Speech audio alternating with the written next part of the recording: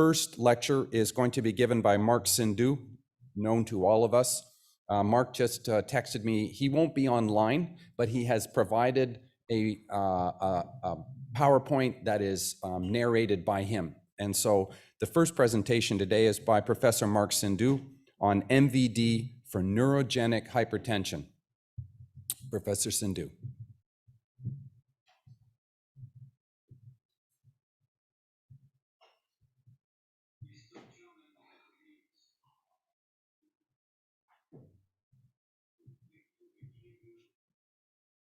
Pioneers.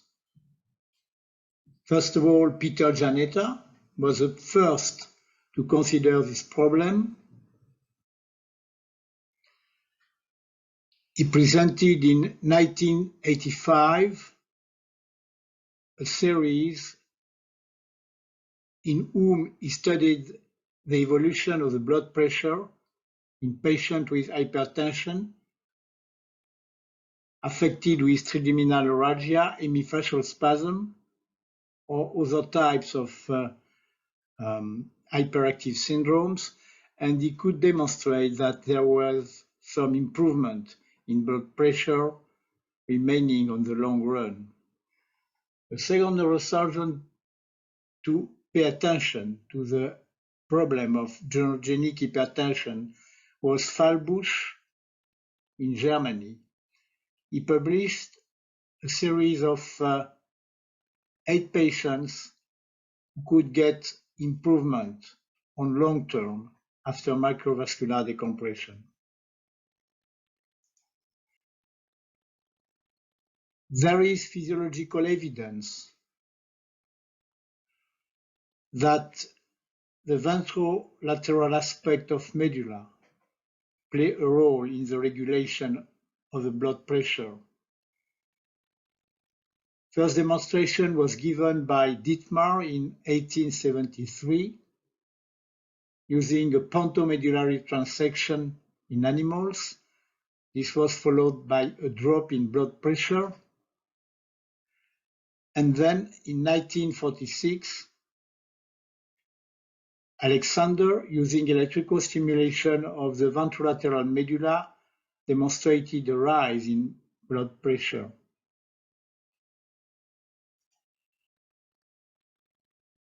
Also, Reyes showed the vasopressor role of the medulla, ventrolateral part, in the regulation of the control of blood pressure.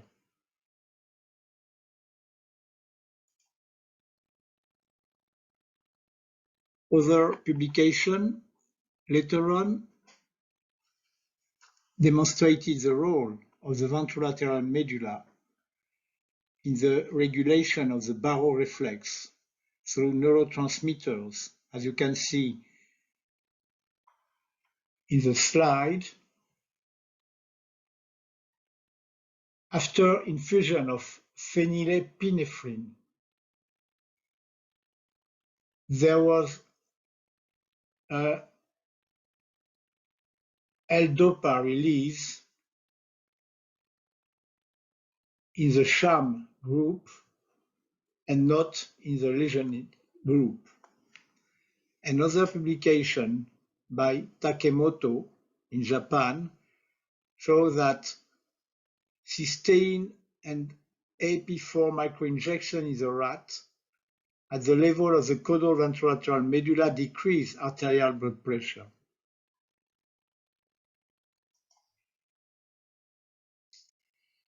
We started a series with study of the blood pressure in a series of patients operated on from hemiphaseal spasm associated with apparent primary neurogenic hypertension.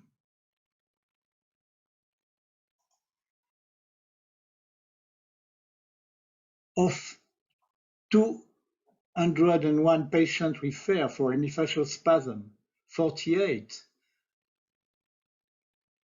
that is 23.8% of this group had associated hypertension, which is higher than the rate in the population.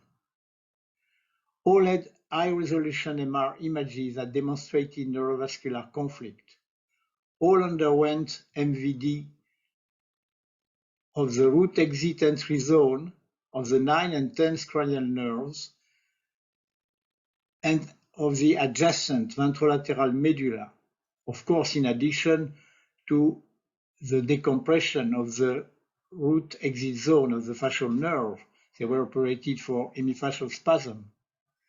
Then we studied the effect on hypertension, graded using the WHO classification, with a long-term study range between 2 and 16 years from the time of surgery, 7 years on average.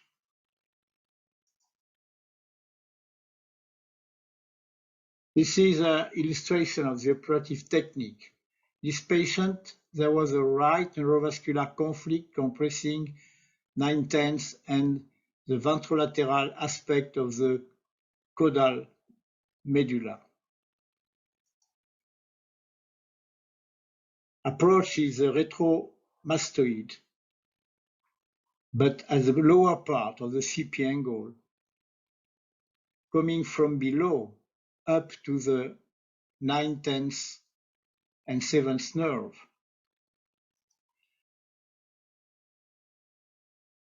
This is a microsurgical picture of the finding we most often find in this region. Vertebrobasilar artery, often associated to pica, compression of the VL part of the medullary brainstem, with also stretching of the 9th and 10th nerve.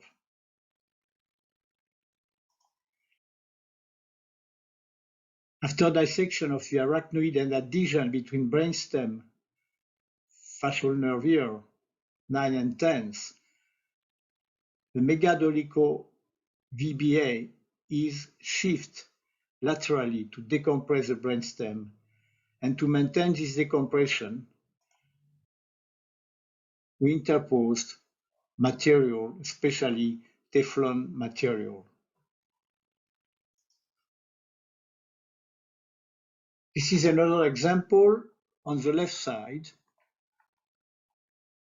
You see here compression of brainstem and stretching on 9th and 10th. And in between the rootlets of 9 and 10th, brainstem was decompressed from VBA and then maintain a part of the brainstem by semi-rigid Teflon plate. I call that bridging methods. What about the result on hypertension and study of blood pressure in this patient? We classify the hypertension according to the WHO classification. I recall that normal value with this classification is for systolic inferior to 140 millimeter mercury. Diastolic pressure is inferior to 90 millimeter mercury.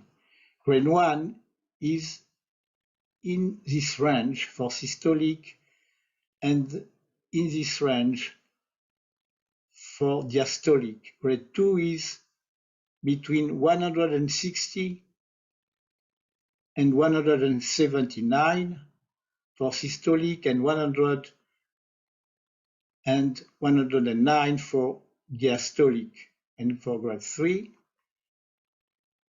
this is 180 and 210, and for diastolic it's 110, 120. This is what we observe. You see here the grading of the hypertension. This was before MVD here. 79% of the patients were in grade 2, even under medical treatment. And after MVD, at 1 year follow-up, we see a rise in grade 1, decrease in grade 2, and after latest follow-up, you see improvement.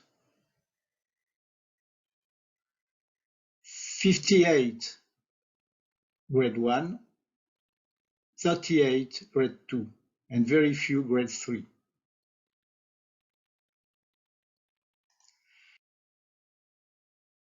We also consider the stability of the pressure and separated the patient in between unstable and stable grades.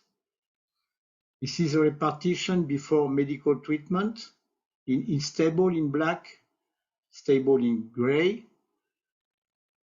Second column is before MVD, under medical treatment, and you see after MVD at latest follow-up, most patients had a stable blood pressure. This is very important, stability and stability for management with medications. What about the side? Janetta claimed that responsible neurovascular conflict was on the left side. In our series, 30 patients had hypertension with neurovascular conflict from left side, but we had 18 on the right side. And we could improve patient even for those who had neurovascular conflict on the right side. What about the summary of our findings? In most patients with uncontrolled and unstable hypertension, imaging and operative findings were in favor of a vascular compression of the ventrolateral aspect of medulla at level of 9 and 10 Res, like in this patient. But question is, are such megadolical arteries cause or consequence of the hypertension? This is very important for selection of patients. We don't know. Second, MVD was long-term effective on the hypertension in 67% of the patients, totally in 13, significantly in 50%, mildly in 4%. And the effect was frequently delayed. Effect was more frequently observed, but not exclusively on left side. 78% versus 40% on the right side. Proposal for conclusion. Indication for patients in whom blood pressure remains dangerously high and or unstable, that is life-threatening, in spite of a well-conducted medical treatment. We think that time has come to launch a prospective study together with the cardiologist to establish criteria, clinical, biological, anatomical, with modern imaging, pharmacological, to help selecting the proper patients. Thank you for your attention. Yeah, I'm sorry Marc's not online to answer questions. This is very controversial and very interesting, and I've thought a lot about it. So you've got the neurophysiology that makes sense. You've got some patients who did well. You've published in Lancet, and it has not taken off. Why has it not taken off? I mean, Janetta says it's the left side. Sindou says it's left or right. There's some argument in there. I think it is, you don't have the definitive test. And there's no way anyone's going to operate on 20 patients and get one hit, right? As soon as you try that, you're never going to go. So the problem with this, which I believe is the real deal, same thing with tinnitus, I believe it's the real deal, you just can't find the patients. And we have tons of imaging of the medulla crushed by a doliactatic, and they're just fine. So I think that's the problem. Ludwig. Sorry, you need a microphone. Yeah, there are people online. Hi, Chris. I mean, I think it's a fascinating study, and you're right, it's controversial. I think the problem here is that high blood pressure is a surrogate marker of problems that go wrong with health. And if you look at medical treatment of high blood pressure, you have to treat 80 patients to prevent one effect, like a stroke or a heart attack or anything like that. So I think one of the problems, additionally to what you say, is that you're doing a prophylactic operation that has its own risks to prevent a real health occurrence in an individual. So you've got to have really solid data to do it, and you've got to have a really safe pair of hands to do it. And I think that's the major problem. Agreed. Yeah. Dr. Zimmerman? Hi, thank you. And I'm sorry, I may have missed it at the beginning of the lecture, but you mentioned, Chris, that you understand the physiology now. Neurovascular conflict for hemifacial spasm and trigeminal neuralgia, glossopharyngeal neuralgia, all deal with excessive or abnormally extra activity, whether it be sensory input coming to the brain, extra activation, or output from the facial nerve, et cetera. If you talk about the vagal nerve, that produces hypotension, bradycardia. It doesn't produce hypertension. And if you took, maybe there's some other medullary component that causes stimulation. I know where you're going. But did he measure? At the beginning, Mark said it's a brain stem issue, Correct. not a nerve Right. issue. Yeah. And then did he measure catecholamines? I doubt it. I mean, Yeah. Not that hard test, but Yeah. okay. I doubt it. There's a question online.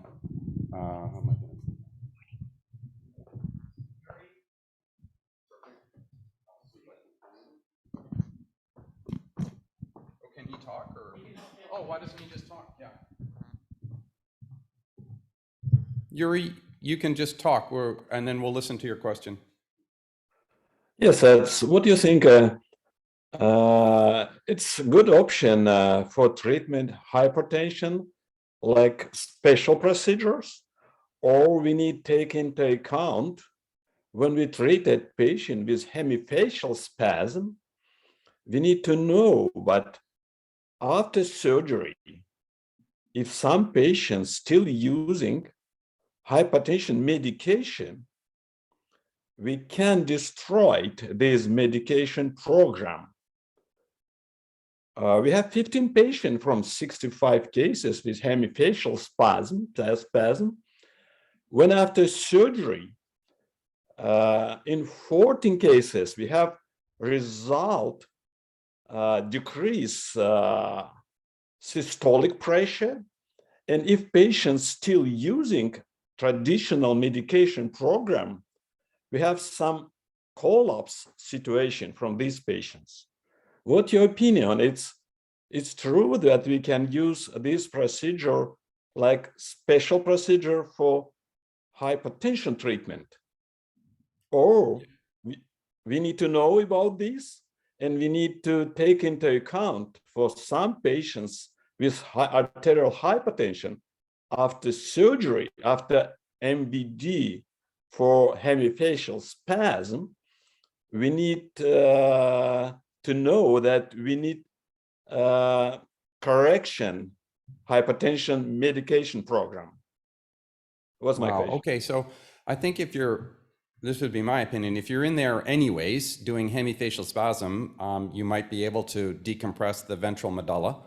But the thing is, how do you know that hypertension is not the stress of, I hate my face and now that problem's gone and oh my God, you're not sure what the cause and the treatment is. But I don't think we're ready to take patients with pure hypertension and operate on them, because I think you're going to have to operate on a lot of them to hit the one that works. Dr. Zimmerman, another question online. One more thought by the other individuals' comments. How do they control for post-op pain management? So all of a sudden you have surgery, you have a preoperative medical exam, their internist gets involved, their post-op care gets augmented, and where's the control for managing the blood pressure that's not different than there's pre-op? no control for that, for sure, and the joy of being normal again and going out for dinner with your spouse, holistic treatment of your hypertension. I think is there one more online? In the Q&A. I don't think I have access to the Q&A. Q&A, yes, I do. No, it just says welcome to Q&A.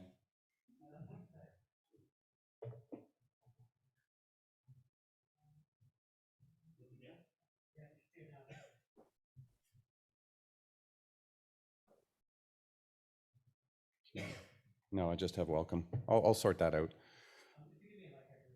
Okay. So this is from Michael Cusimano. He says, I was honored to be Dr. Janetta's fellow, and I looked at the data. We presented an abstract, but I could never convince myself that the data was convincing to write a paper. Yeah, thank you. Thank you for your honesty. We're going to go to the next top. So